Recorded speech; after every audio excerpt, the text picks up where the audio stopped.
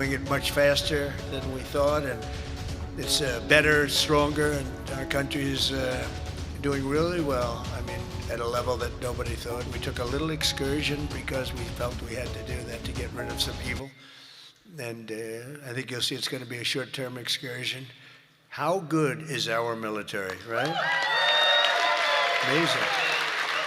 Hey, everybody, we're live in Los Angeles. Short-term. Short-term. Got the president speaking here. We're going to get to some of the other coverage in a minute. They're great. This is live. You know, we all together, in my first term, we rebuilt our military. And I didn't know I'd be using it so much in the second term, but we have a military like no other. It's not even close. But I especially want to recognize the rest of our amazing House Republican leadership team and so many of my friends that are congressmen, some senators. We have some great people in this room, but including Majority Leader, a real brave guy, because I know the real story. I was there that night with him in the hospital when he was given a very small chance of living by a doctor who was very good, by a wife who was desperately in love with him. She cried so much. Because I've seen the other two. I've seen guys at the end of the line, the wives aren't exactly shaken up.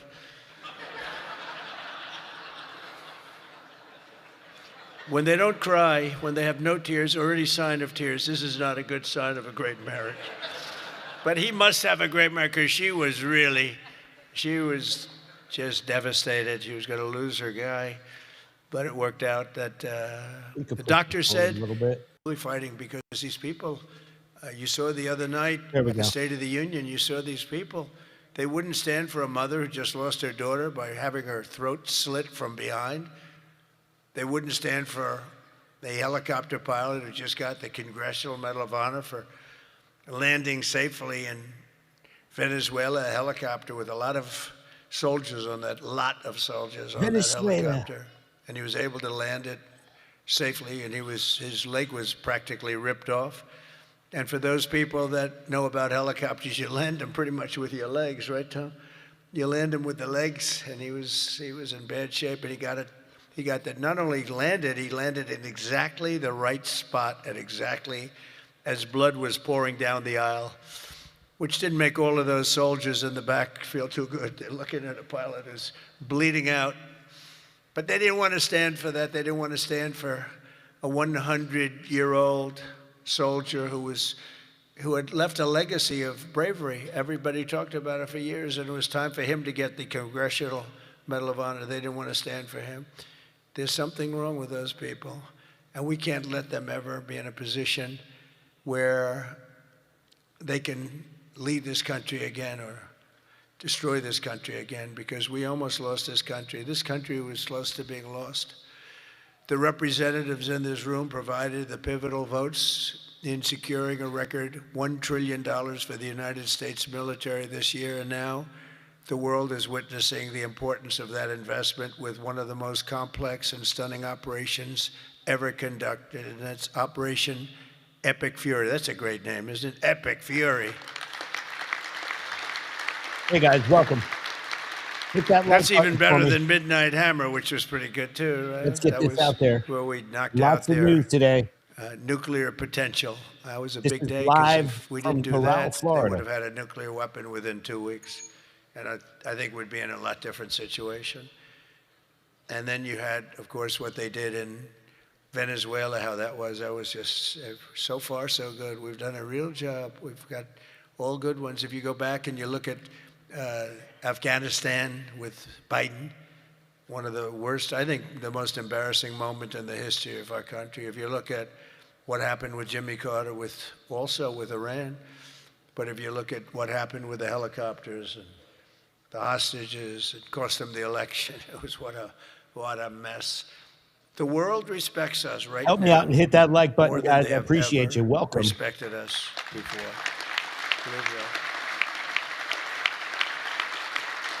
And because of Republicans, you people in Congress, the United States has by far the strongest and most powerful military on the face of the earth. We're the strongest military anywhere in the earth, and now everybody understands it.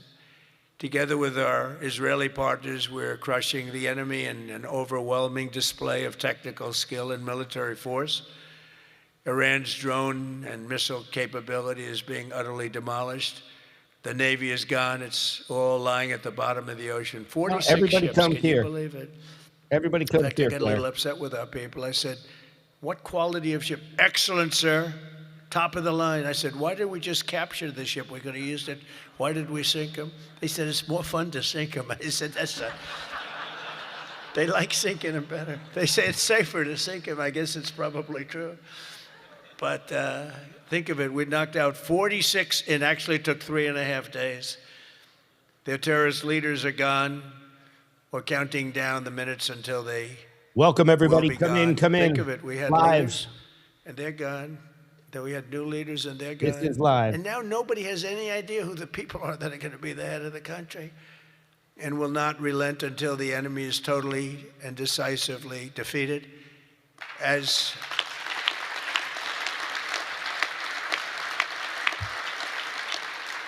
And remember, Iran did so many bad things. They were really, if you look at Soleimani, who was taken out, as you know that, but you know who.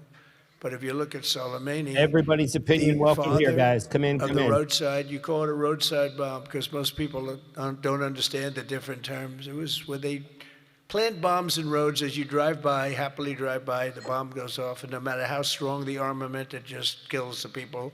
Or you lose your arms, legs, and face. And those bombs got worse and worse, and he got happier and happier, and we took him out. That was a big thing because he was the head. It might have been a much different story. They may have been much more capable than they are had he lived, because he was capable. He was vicious, violent, and capable. But we got rid of him first term. And we did so many things. I mean, we've done so many things, but as you know, on Saturday, I traveled to Dover Air Force Base to be with the families of 6 fallen warriors as they returned to American soil. And I know that everyone in this room joins me in sending our prayers and eternal gratitude to the families of those great heroes. Those families are incredible families, devastating to be. Hardest thing to do. You know, I've done it a lot. The hardest thing to do is to go to Dover, because Dover is where, for the most part, a lot of the fallen, the warriors, the great young people that have died in war, they seem to mostly go to Dover. They come home to Dover. Dover does a great job of handling things. They have men assigned to the family. They have men and women that are incredible, assigned to the families. It's a beautiful thing, but it's also a very sad thing. But they all said one thing to me: make sure you win, sir. Make sure you win. They weren't playing games. They want to make sure. They said it. Everybody said it. They were separate, but everybody said the same thing: make sure you win. We will. We've already won in many ways, but we haven't won enough. Welcome. We go forward more determined than ever to achieve ultimate victory that will end this long-running danger once and for all. 47 years. It should have been done a long time ago. The world would have been a different place had some president had the courage to go and do it. They should have done it many, many times. They had many opportunities. Hit that like the United button. States of America is the greatest and most exceptional nation in human history, and will not be threatened by evil terrorists and lunatics any longer. We just can't do that. And you know, when I always talk about how great our nation is, I don't know. I don't consider our nation very great. For 4 years under Biden, we were a laughingstock all over the world. We were a laughingstock. So, you know, I say great, great, great, but I don't know. When you look at what happened with so many different things, the open border, 25 million people, many of them very bad people pouring into our country with open borders that just said, come on in, makes no difference. They emptied their jails into our country. 11,888 murders, 50% of which murdered more than one person. The drug dealers came in, the mentally insane came in, they emptied their mental institutions, they emptied their insane asylum. That's a step above a mental institution. They emptied them all right into our country, and we've done a great job of doing what we've done. Think of it, we have the lowest crime rate that we've ever had. We have the lowest murder rate in 125 years, and we're saddled with all of the problems of the criminals that were let in. You know, look, they're smart people. I know the people that run those countries, every one of them, and they're all streetwise, very smart. And I would do exactly the same thing. They emptied their jails into our country. I said that was going to happen when I heard that they were having open borders. I didn't believe that they were going to have it. When I realized that they actually were going to have open borders, I said, we're going to have every person in jail. We're going to have every drug dealer. No matter what side you're on, hit that all like over button. the world. The Congo, they emptied their jails. We got a lot of all breaking news to get to. From the Congo to all parts of South America, Asia, they sent in their people in jail, murderers. Some of the worst people on earth got sent into our country. And I'll tell you what, ICE is unbelievable, what they have to put up with and how tough they have to be. That goes for Border Patrol, and it goes for law enforcement, our law enforcement people. But sadly, even as our service members are fighting bravely to protect America abroad, the Democrat minority in Congress is deliberately sabotaging our national security at home. And you're going through it right now, fellas. I mean, you're going through, it's not even believable. You know, we should be very safe right now, especially when we're attacking somebody that's evil, bad intention. But last week, 53 House Democrats voted against a resolution affirming that Iran remains the world's #1 state sponsor of terror. Who the hell would do that? I mean, almost every act, whether it's Hamas or Hezbollah, no matter what, you take a look, it's Iran or Iran sponsored. And even more outrageously, as we speak, Democrats have shut down the Department of Homeland Security. They've got it shut down. Do you believe it? Right now. Because they care more about amnesty for illegal alien criminals than about protecting the lives of American citizens. I mean, take a look at it. The American citizen is being scoffed at by Democrats. It doesn't make sense. None of this stuff makes sense to me, you know, when they sat and they wouldn't stand up for incredible people. They just refused to clap, stand up. By the end of the speech, by the way, they were all standing because somebody was passing them. No, you people are getting killed tonight.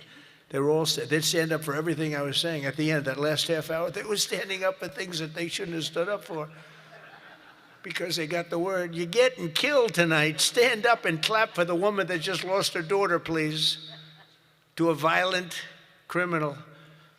But Democrats must vote immediately to reopen the Department of Homeland Security so that we have the resources to keep America safe. Hit that like button, guys. Hit the like button. And under our pro-America, pro-worker, pro-family agenda, our country is winning again and America is respected again. And I think we have a country that's as hot as it's ever been, ever before, maybe hotter. And we have the I say it all the time. The king of Saudi Arabia said it to me better than anybody could say it. He said, you know, I get along with him very well, very smart person. He said, you know, a year and a half ago, your country was dead, absolutely dead. We never thought it was coming back. And now you have the hottest country anywhere in the world. It's true. We're the hottest country anywhere in the world, by far. And that's before we showed off our military strength with Venezuela and now with Iran. You know, Iran was supposed to be this big, powerful country. We wrapped the hell out of them. And, you know, I don't know when they cry uncle, but they should have cried it 2 days ago, right? Well, but they don't have anything left. In our country, inflation is plummeting. Incomes are rising. The economy is surging. Our border is the most secure at any time in American history. And the murder rate is the lowest in 125 years. That's before my father was born. My father was born 6 years later than that. I don't know if he'd like me to say that. Never liked to talk about his age. He said, don't talk about that. But think about 125 years ago, 1900, the year 1900. The stock market has set 53 all-time record highs since the election. And it's going to go a lot higher as soon as we get rid of this stuff that we're doing right now, that we really had no choice. I mean, I asked people, I said, would you rather do this or would you rather go along nice and smoothly, but eventually have a catastrophe the likes of which perhaps the world has never seen?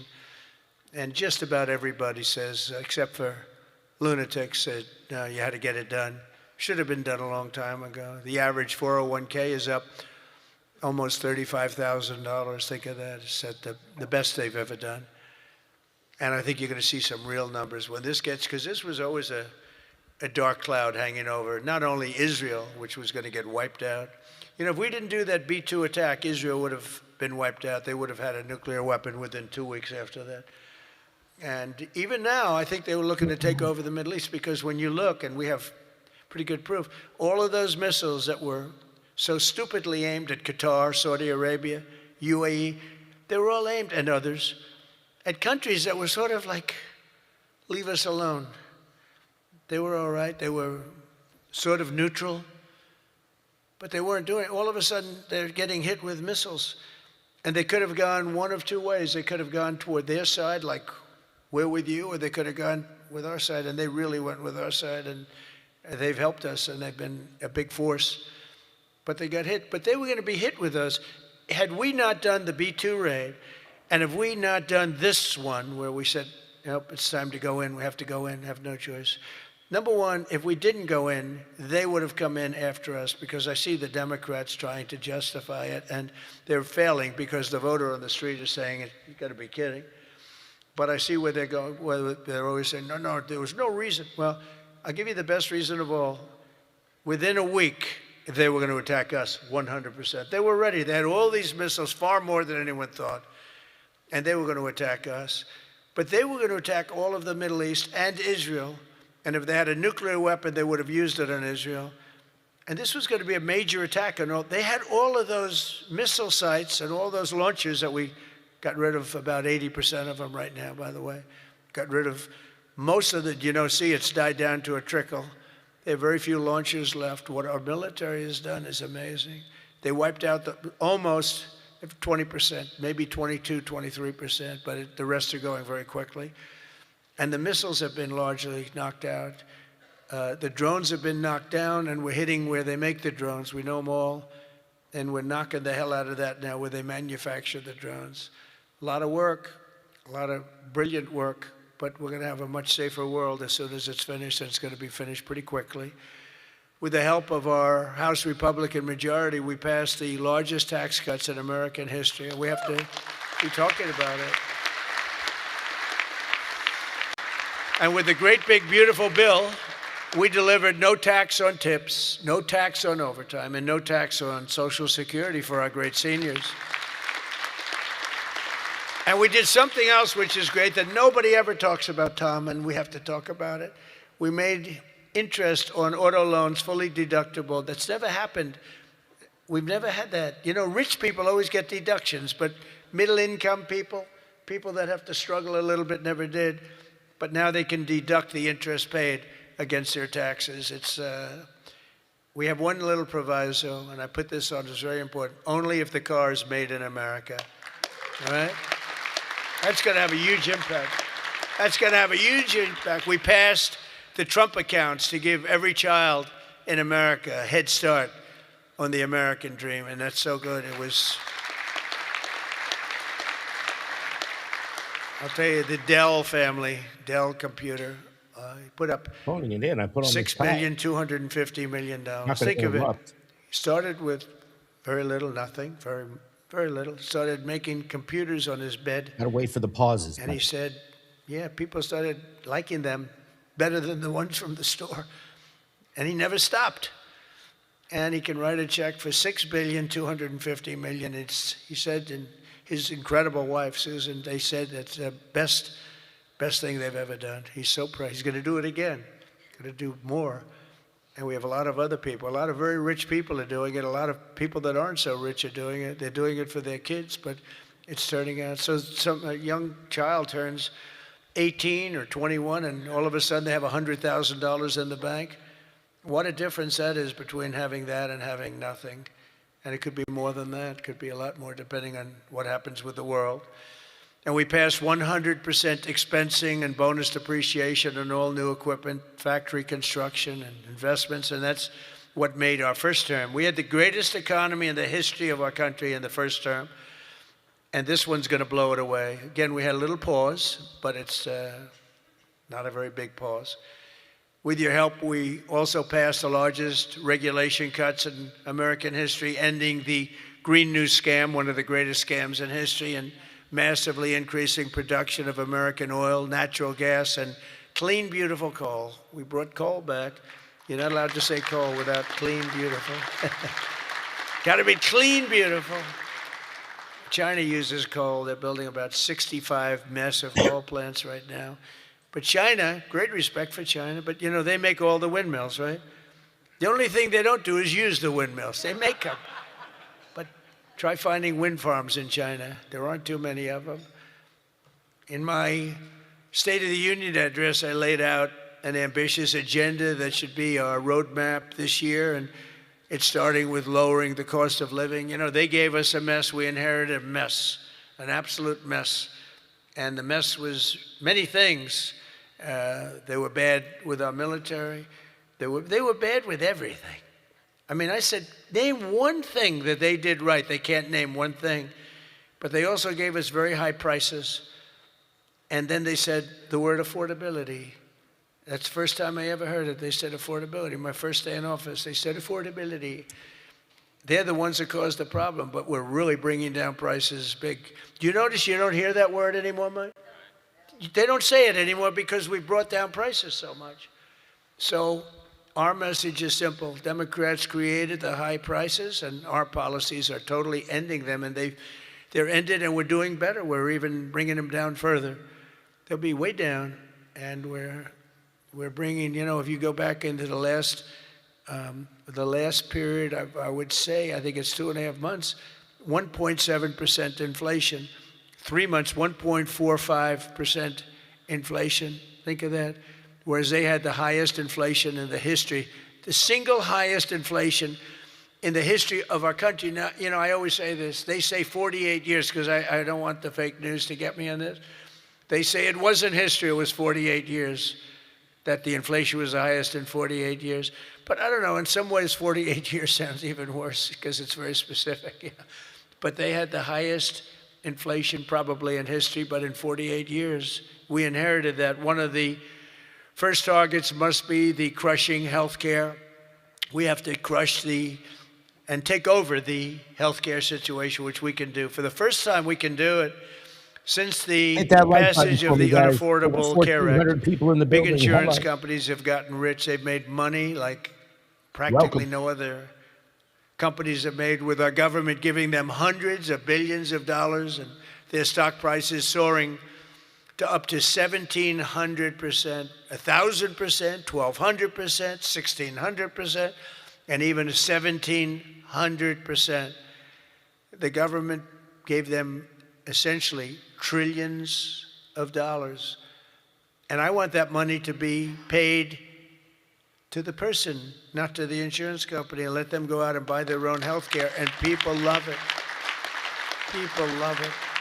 You'll get better health care at a much lower cost, and they'll be sort of part of the system. But the money we spend is so much. We spend numbers that nobody could even believe. But the healthcare companies, because the Democrats are owned by the insurance companies, remember that. And so they have a problem. That's why it's hard to get it fixed, because they are totally owned and controlled by the healthcare, by the insurance companies. Healthcare insurance, but the insurance companies themselves.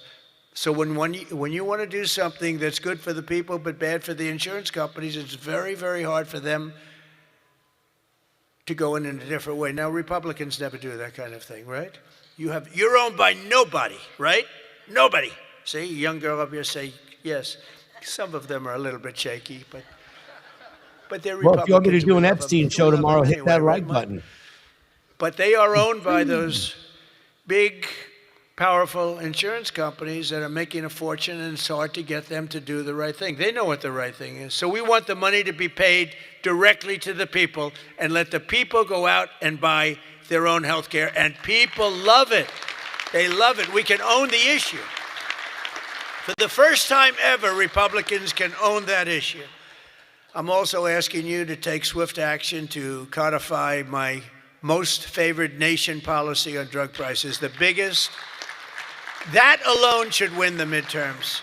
We have, and I tell this story all the time, my first term, third year, I actually had a slight, it was 1/4 of 1%, decline in drug prices. First time in 28 years. I was so proud. I went home, told our great first lady, who's now a movie star, I got the biggest, can you believe this? That movie was hot. And it is hot. She became a movie star. It was a good movie. But I went home and I said, you know, it's amazing. We do so well. We work so hard. This issue is the single biggest issue. Okay. I had a news conference, I'm embarrassed to say, a long time ago, my first term, third year, because I went up to a level that I did things that nobody's ever done. 28 years, I brought it down 1/4%.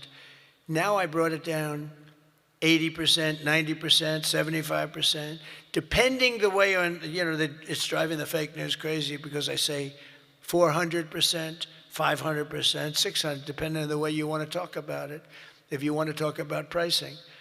But using a conservative number, what we've done is we paid the highest price for drugs anywhere in the world, and now we pay the lowest price for drugs anywhere in the world. We are tied for the lowest price. Before. Whoever has the lowest price, that's what we pay. And I did that through tariffs. Made a little disappointing decision, to put it mildly, from the Supreme Court. Terrible decision for the people. But the good news is I have lots of other ways of doing the same thing. I just have to work a little harder. They want me to work harder, but we're doing the same thing with a lot of work. But I used tariffs to get this because I went to other countries. The drug companies were not easy, but I got them. Hello. And I said, we're not paying. We were paying for a pill $130 that in London and Germany and different places you'd pay $10. So we were paying 13 times more. They're paying $10, we're paying $130. And the drug companies, I called them in. We had a rough time, but it wasn't that bad. And they agreed because they knew that I couldn't get the countries. You had to get the countries to approve it. And I called up, and you've heard me say this a couple of times, not often, but I called the countries up. I called up France. I said, Emmanuel, you have to cut your good friends from America a reasonable deal. What's happening is you are paying a tiny fraction for drugs. No, Donald, I cannot do anything about that. I said, you can. He said, no, I will not do it. I will not do it. Because he'd have to raise his pill from $10 to $20 and maybe even $30. Ours would come down from $13 to $130 down to $20. Think of that. From $130. That's what you're going to get. From $130 to $20. But he has to double his price from $10, and they were the boss. I said, no, you will. No, Donald, I cannot do that. And I heard this from all the other countries, too, very elegant people. And they were saying, no, we cannot do this. We will not do this. I said, yes, you will, 100%. No, we will not. Because, they have to double up their prices. And I said, well, here's the story. If you don't do it, I'm going to put, in the case of Emmanuel, I said a 100% tariff on all wines and champagnes coming into the United States. No, Donald, you cannot do that. I said, I've already got the legislation. It's right in front of my desk. I'm going to sign it. Emmanuel, he said, Donald, I will agree to this. So he agreed. Everybody agreed. I got every country to agree. And now you've done something that no other president could have done. No, I don't want to brag. But, they've said this about a lot of things. No other president could do some of this shit I'm doing. Wow. No other president. The things I'm doing, nobody else was going to do it. They say it all the time, sir, could you do this? You're the only one who can do it. But we got it done. Put a 1 in the chat if you support Trump. Go along. Put a 2 in the chat if you do not. Because I said, if you don't do it, I'm going to raise your tariffs to 200% to 150%. And that's 10 times more than I'm asking for. And every single one, if it took me 5 minutes, that was like a long time. I was doing badly with that one. So now we have most favored nation pricing into permanent law, and you should codify it. But I don't care that much about codifying it because what politician is going to agree to increase drug prices by 500%, okay? So, but it's still good to have it codified. Don't you agree? They're saying, sir, we have to codify it. I said, that's okay, but I'm not. Other things you should codify. That I can tell you. This one, you should codify. because you want to take credit for it. You want to take credit for it. So if you can, please codify it, get out there and codify. You're getting an 80%, 85%, 55%, 70% reduction in drug prices. Codify it. But if you don't, no president's going to raise it, in my opinion. Although they are crazy, you know, these people are crazy. They could find a way. You better get it codified.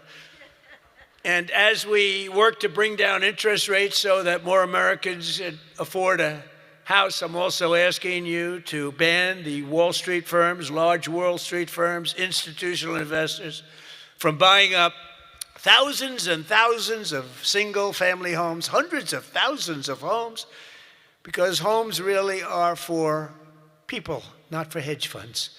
We want to get the market out so they can do it, and we're stopping it.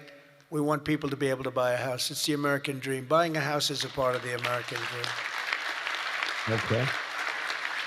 And we must also stand up for the safety of our citizens. One of my guests at the State of the Union was Anya Zurutska, the mother of beautiful 23-year-old Ukrainian girl who was stabbed to death on a train in North Carolina by a deranged criminal, arrested more than a dozen times. And I had the mother, as you know, at the State of the Union, and she was devastated. Beautiful woman, devastated, uncontrollably devastated. And we couldn't get one Democrat to even clap. The Republicans clapped and went wild, and they loved her. Not one Democrat in that whole room even thought about clapping. They sat there frozen-faced, disgusting. House Republicans should get every member of Congress on record and pass a tough new crime bill that imposes harsh penalties for dangerous repeat offenders, which this nut was, cracks down on rogue judges and prosecutors, and ends no cash bail once and for all. No cash bail is a big part. I mean, you have a man murder somebody, and by that afternoon, he's out on bail. No cash bail. It's a huge problem. We also need to end deadly sanctuary cities, and you have bills before you now, and you're working on things, but hopefully you can do that, Mike, because it's terrible. They're sanctuary for criminals. That's all they are, sanctuary for criminals. They fight ICE all the time. That was the problem up in Minnesota. They had a lot of criminals in there. They wouldn't give it to us. And to stop illegal aliens who cannot even speak English from driving 18-wheel tractor trailers, they have no idea what they're reading. I wouldn't be able to do it in their countries. It has arrows, it has speed limits. They have no idea what they're reading. And in many cases, they're on drugs on top of that. We need to ban any state from granting commercial driver's licenses to illegal aliens. Have to do it. They can't even read the sign. And I want to thank House Republicans for passing another common sense measure. I would think it's the easiest thing. I just told Mike. You know, you were at $19 million. I have to say this because I've never contributed. I was a huge contributor for years and years. Once I became president, I never contributed any money because the greatest thing about being president is I no longer have to contribute. Nobody ever asked me for money. They asked me for my endorsement. I've endorsed just about everybody in the room. But keep winning, right? Yeah. 124-0 this Tuesday. 124 wins, no losses. Is that good? And there were some rebels. We endorsed a few rebels, right? A few that Mike was saying, it's going to be a tough one. But we're 124-0. But as president, nobody ever asked me for money. And as president, you know, like as president, you sort of don't make campaign contributions. So it doesn't even. But I heard you were at $19 million today. I said, has that ever been done? No, sir, it's a record. But 20 would sound better, right, Mike? Yes. He said, I'm going to give you $1 million. Thank you for the super chat, Kabul. I never did it before. I never did it before.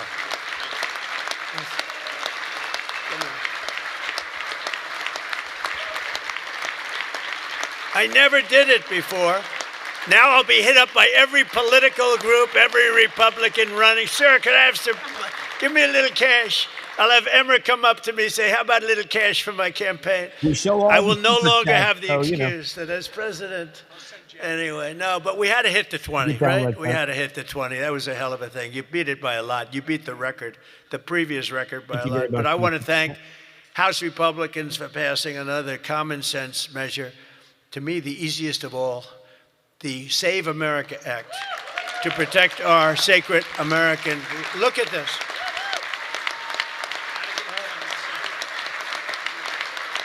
Look.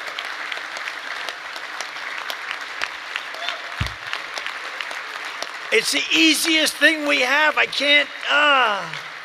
It's the easiest thing we have.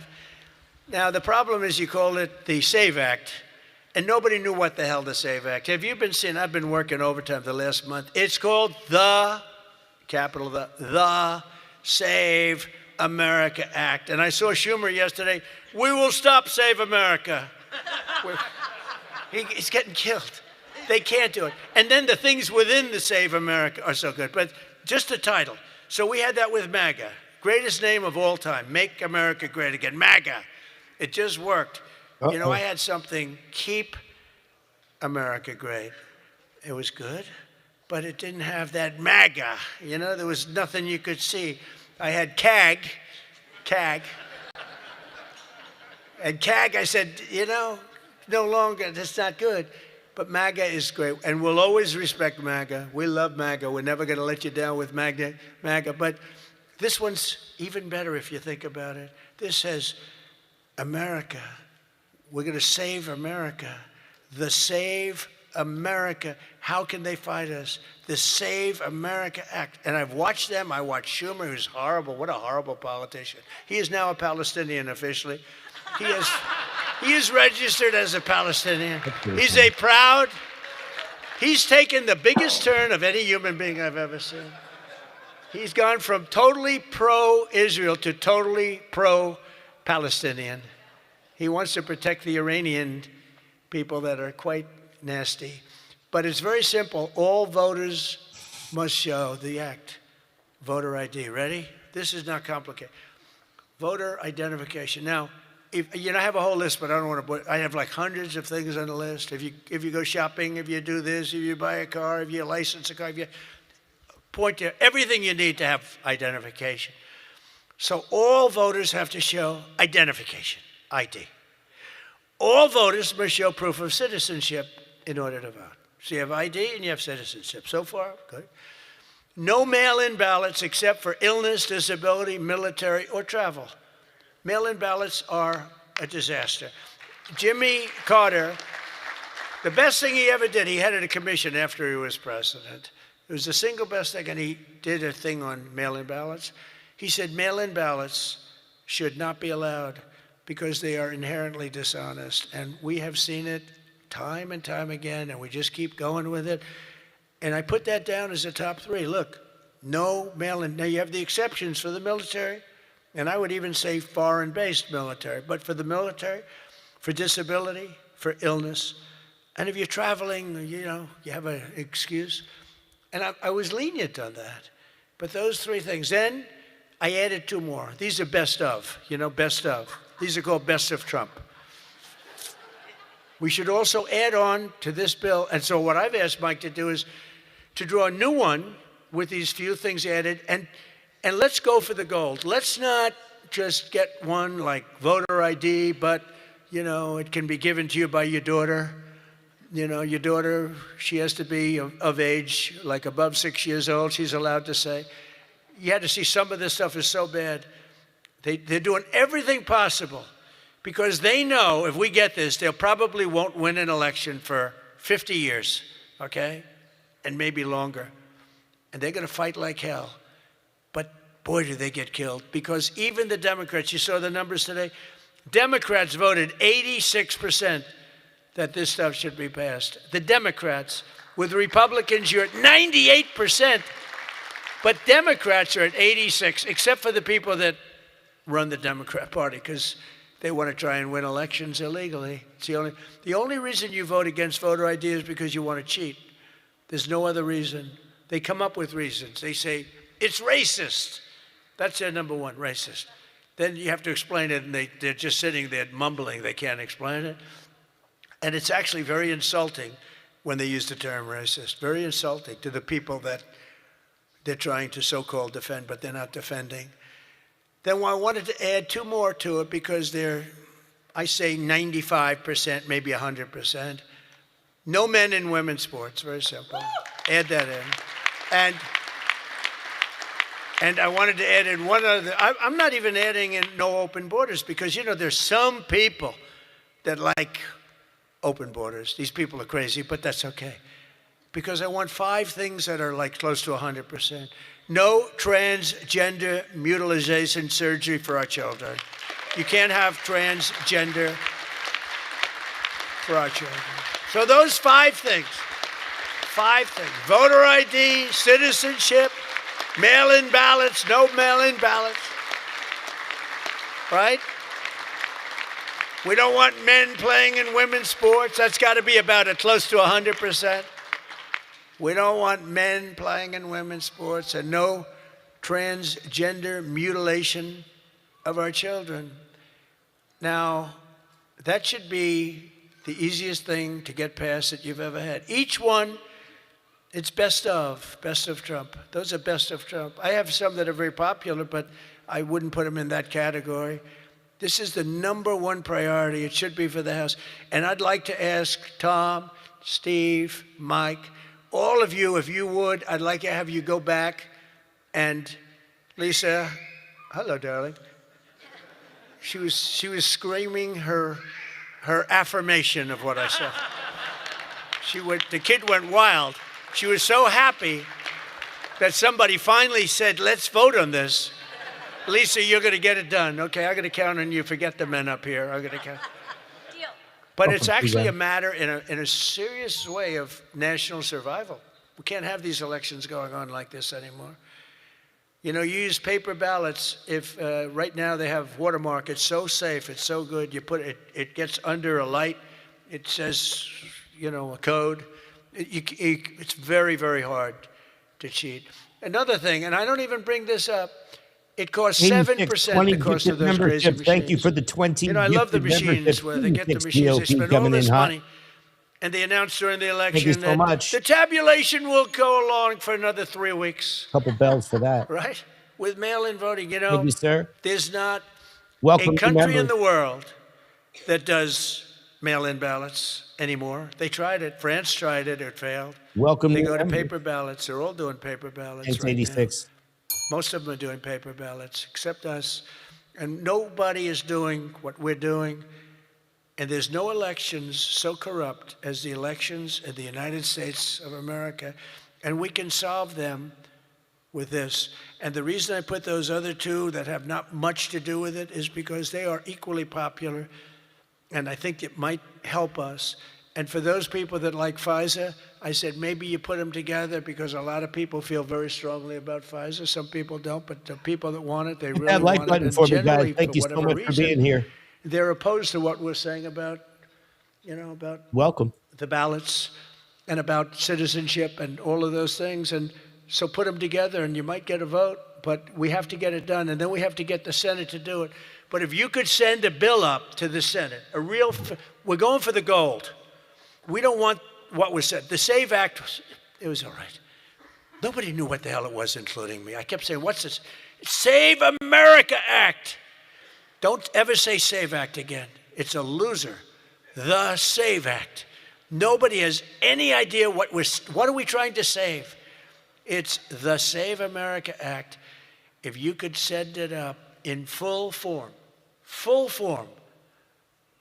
meaning just straight, I think the Senate has to approve it. I really do. And they're going to have to go the filibuster.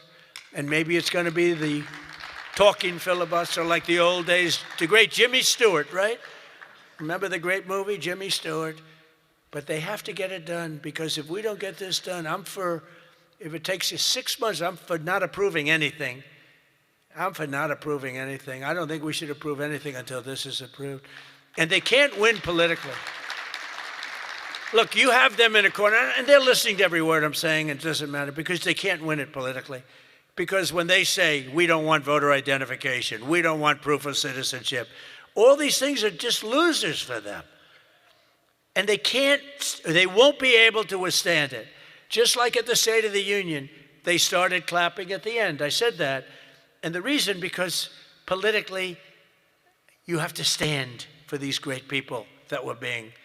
And the word came out from people watching it on television, you guys are getting killed. And this is an even bigger example. So if I could ask the people in this room to go for the gold. We're going for the gold. We're not going for the bronze. We're not going to sign a watered down version like has been sent up there.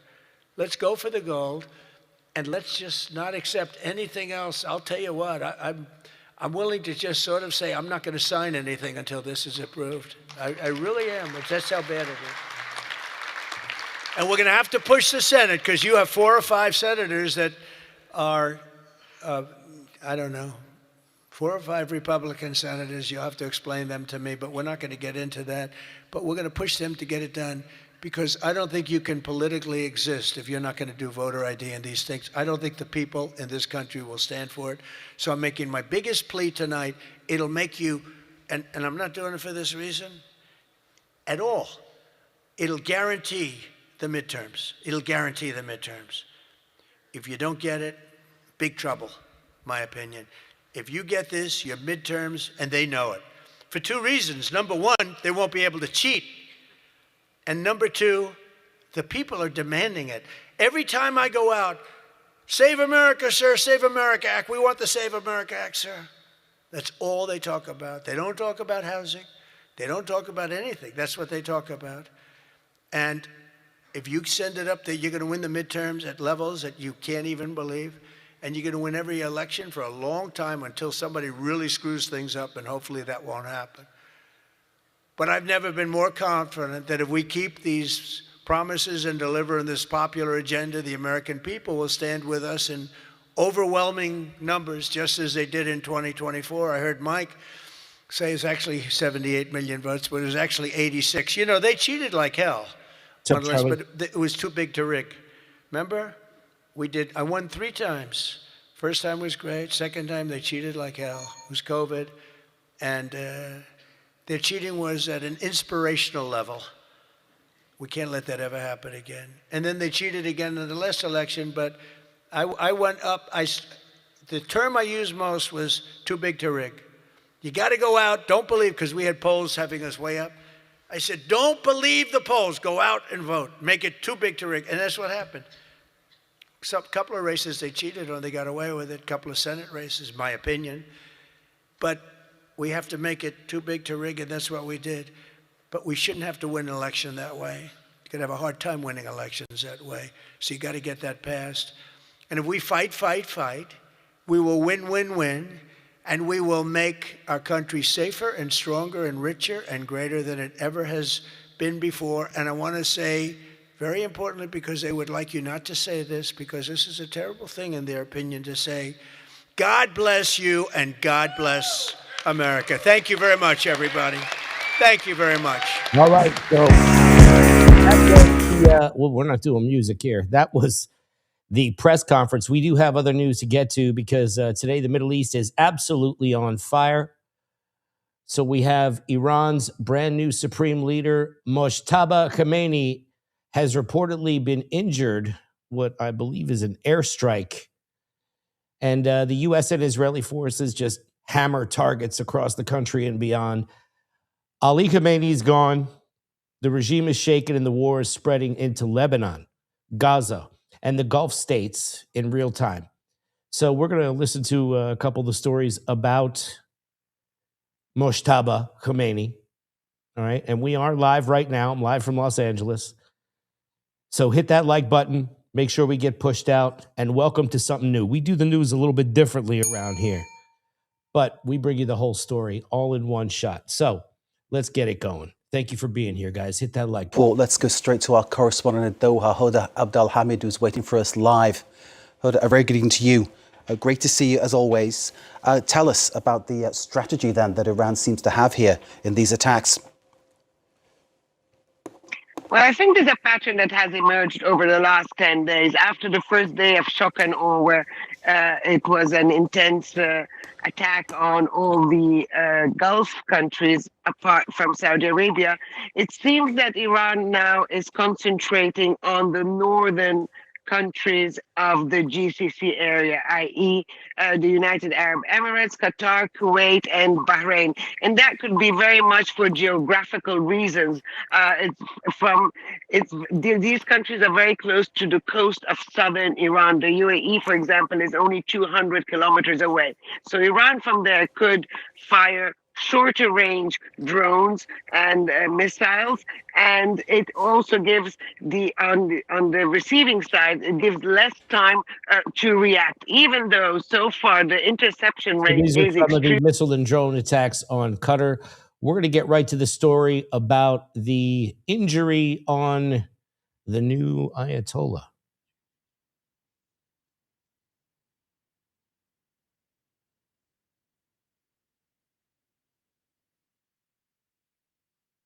In a attack. Now, let me just read directly here. There are international sources we're double-checking here.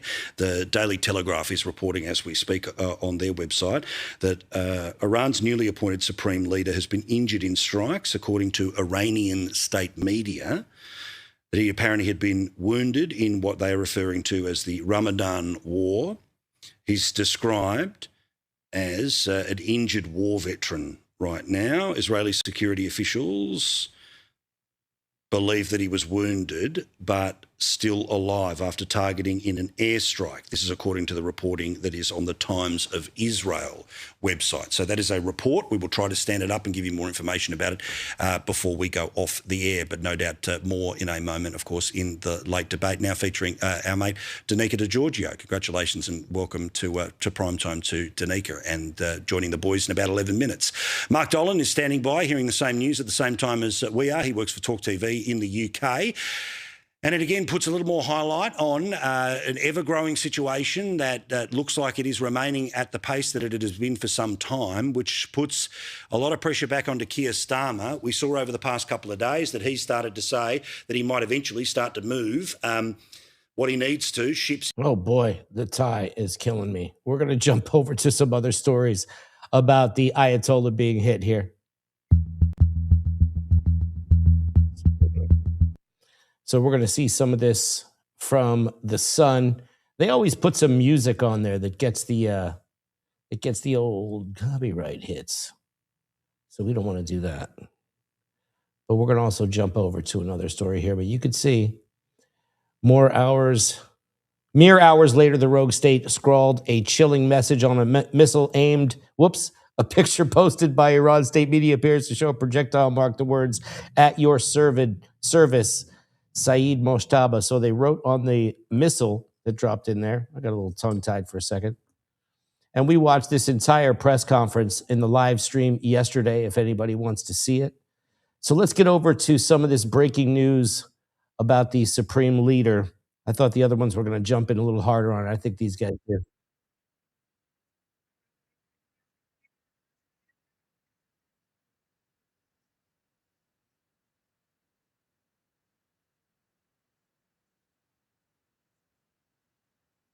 I love these guys.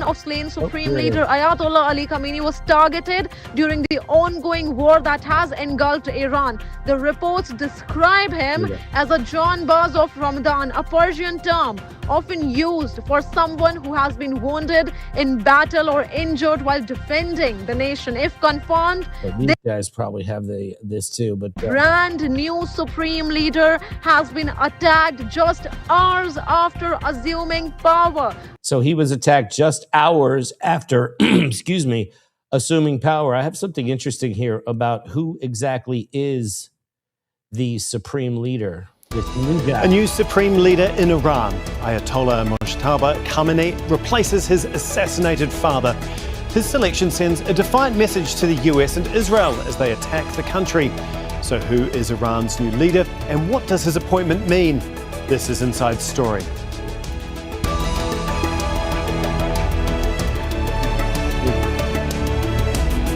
No way.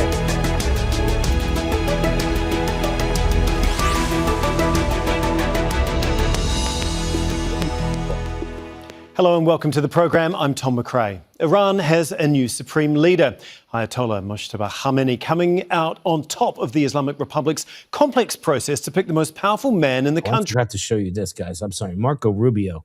I forgot this one. I skimmed right by it. So there is apparently some kind of hostage situation that is happening overseas. So we're going to figure out what that is. And Marco Rubio is going to tell us about it. Epstein.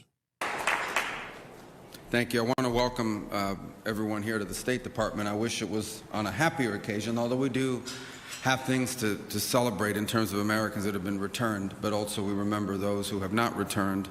I want to open, first of all, just by stating the obvious. The United States is currently engaged in an operation targeting the world's leading hostage taker, the world's leading sponsor of terrorism, the regime in Iran. And first, I think we would all take a moment both to offer our thoughts, our prayers, and our condolences, and to honor the families of those who have fallen, the 7 Americans who have lost their lives in the initial hours of this operation. Incredibly brave Americans, and you saw 6 of them dignified return over the weekend, and we all are in awe of their service, of their bravery, of their courage, and our hearts and our support extend out to their families in this very difficult moment, and the families of these incredible heroes. And heroic things are happening all the time, some of which will never make it to the headlines, but American men and women in uniform are conducting an extraordinary mission with extraordinary efficacy and efficiency and impact. The goals of this mission are clear, and it's important to continue to remind the American people of why it is that the greatest military in the history of the world is engaged in this operation. It is to destroy the ability of this regime to launch missiles, both by destroying their missiles and their launchers, destroy the factories that make these missiles, and destroy their navy. I think we are all seeing right now the threat that this clerical regime poses to the region and to the world. It's not old. They are trying to hold the world hostage. They are attacking their neighbors. They are attacking neighboring countries, their energy infrastructure, their civilian population. They're attacking embassies. This is a terrorist government. This is a terroristic regime. And we are seeing them conduct terrorism using nation-state elements, using weapons like missiles and one-way attack drones. And the objective of this mission is to destroy their ability to continue to do that. And we are well on our way to achieving that objective every single day with overwhelming force, with overwhelming precision. The military, the United States military, the men and women in uniform are conducting an extraordinary operation. There are not a lot of cameras down there covering what they're doing, as opposed to some of the other images that you may see from some of the cities and capitals nearby. But I want everyone to know your military is getting the job done. And every single day, this regime in Iran has less missiles, has less launchers, their factories work less, and their navy is being eviscerated. And the world is going to be a safer and a better place when this mission is accomplished. And we... What do you guys think? What do you guys? You think it's going to be the world's going to be a safer place? We are here today, obviously. Something that touches right on Iran, but I think, unfortunately, it's not just limited to Iran. And we're here on the 3rd U.S. hostage and wrongful detainee day, and it's a day that exists because families and loved ones refuse to let their loved ones be forgotten. We have this day to celebrate those who returned, to honor those who perished in captivity, and commit to returning those who are still in detention and holding also the perpetrators of this accountable. Last year marked 10 years of what they call SPIHA and the Hostage Recovery Fusion Cell. These were entities that were created with a specific mission of bringing Americans who are justly detained, bringing them home. Like button for me, guys. And because of this mission, because the heart of this mission really can be captured in one word, and that one word is homecoming, reuniting people to their loved ones. 4 years ago, 50-plus families in the Bring Our Families Home campaign created the flag that flies here today. It's a symbol of solidarity. It's a symbol of resolve. Save Our Breath Act. It's flown in honor of Americans brought home over the past 3 years. Aren't they all? And the Americans yet to be brought home to their families. And many of the families and of the returnees and the advocates who made those moments possible are with us here today. And we want to thank you for your advocacy, for never allowing us or anyone to forget of those Americans that are unjustly detained, and we're especially grateful to those who themselves were detained. You know, it would be perfectly understandable if you decided, I'm back home, I'm going to go on with the rest of my life. Your willingness to step forward, to tell your stories, and to ensure that other Americans who are similarly situated to the way where you once were are not forgotten. We're truly grateful. Your persistence, your courage, your love for your family members continues to drive this effort in days like today. As was already pointed out, March 9th marks the day that Robert Levinson went missing in Iran, and actually it was a case that I was also very involved in as a United States Senator, dating back to my very first day in the Senate. In fact, one of the first meetings I had, and to this I credit my former colleague, Senator Bill Nelson of Florida, introduced me to this case as soon as I got elected. And because of Mr. Levinson's ties to Florida. And we remained on that case throughout my career in the United States Senate, and it's one we will not forget. It's indicative of two things: the fact that Americans are taken all over the world, but it is particularly a reminder of the nature of the regime that we're dealing with in Tehran. We're honored to have his sons here today, Dan and Doug, with us. Thank you for being here. We appreciate you very much.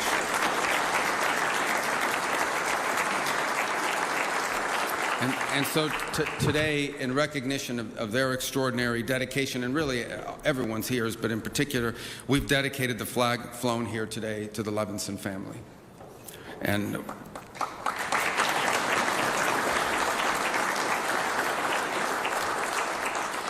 I think it's also important to give President Donald Trump a tremendous amount of credit. He has made, from the very first day in office, the return of Americans held abroad unjustly a priority of his administration. And since his inauguration a little over a year ago, over 100 Americans have been brought home.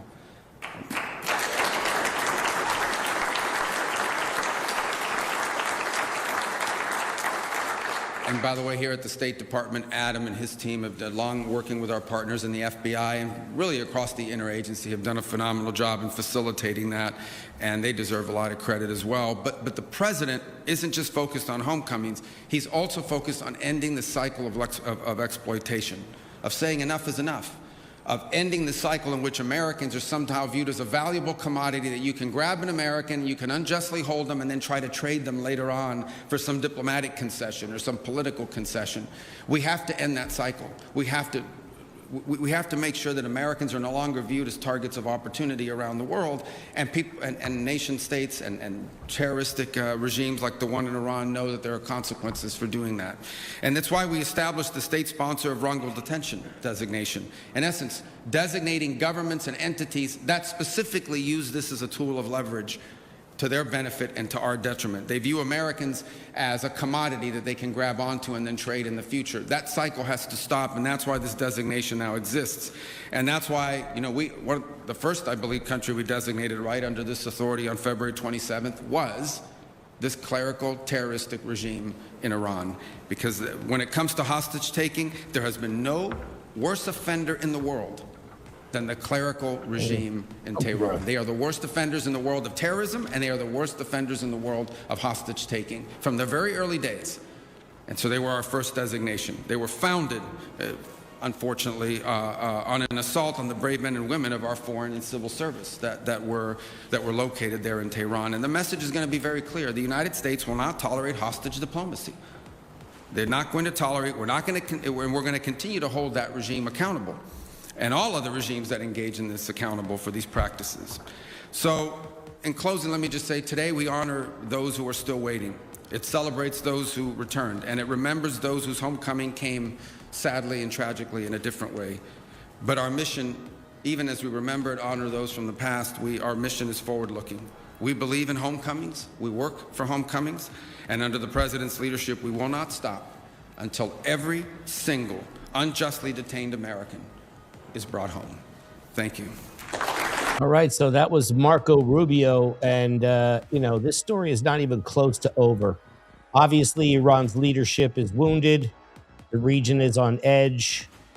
Both Trump and Netanyahu were signaling there's no easy deal coming to stop this. So if you like this show, if you like what we bring to you, it's a little something different. Make sure you hit that like button. I'm going to keep monitoring everything on this story. So, guys, make sure you hit those notifications. Thank you, mods. Thank you for the super chats. Thank you for the gifted memberships. And I'm so glad that people with all kinds of different voices can come here and let their voice be heard. So hit the like button if you dig that. And let me know what you think down in the comments. All right? We'd love to have you back again. So y'all come back now. You hear? I'll see you on the next one.